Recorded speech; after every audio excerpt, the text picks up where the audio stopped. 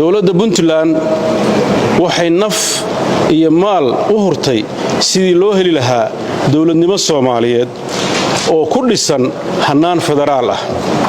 si waafaqsan heshiiskii Embagati ee 2004 dowladda Puntland iyo dowladda federaalka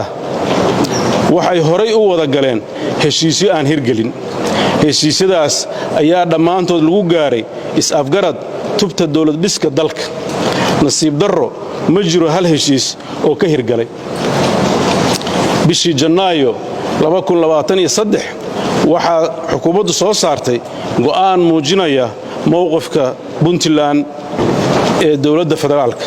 taasoo ahayd inay Puntland u dhaqmayso sidii dowlad u madax bannaan fulinta dhammaan waajibaadkeeda dawliga ah si waafaqsan dastuurka Puntland qodobkiisa 4 farqadiisa 2 iyo dastuurka federaalka ku meergaarka ah qodobkiisa 142 isla markaasna aan diyaar u nahay si gooni ah ula xaajoonno dowladda federaalka balse aanan diyaar u ahayn ka qaybgalka shirarka madasha wada tashiga qaranka kadib markii ay noo cadaatay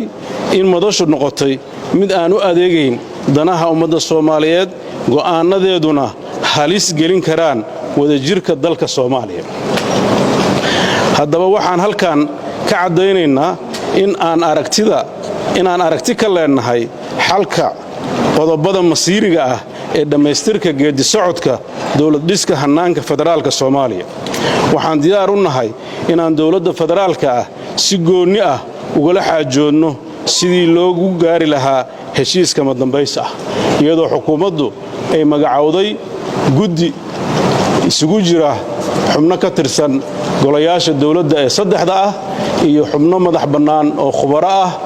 taasi ay ka dhigan tahay inaan diyaar u nahay wada xaajood dhab ah oo dalkan masiirkiisa looga arinsado si loo helo dowlad sal adag oo waarta oo mustaqbalka jiilasha soo socota u adeegta mudanayaal iyo marwooyin dowladda Puntland waxay walwal ka muujinaysaa xaaladda amni iyo xasilooni darre siyaasadeed ee ka soo cusboonaatay gobolka Gedo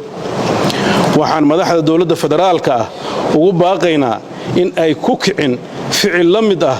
midkii ay iyaga laftooda dhibanaha u ahaayeen ee diyaaradii ay la socdeen hawada laga celiyay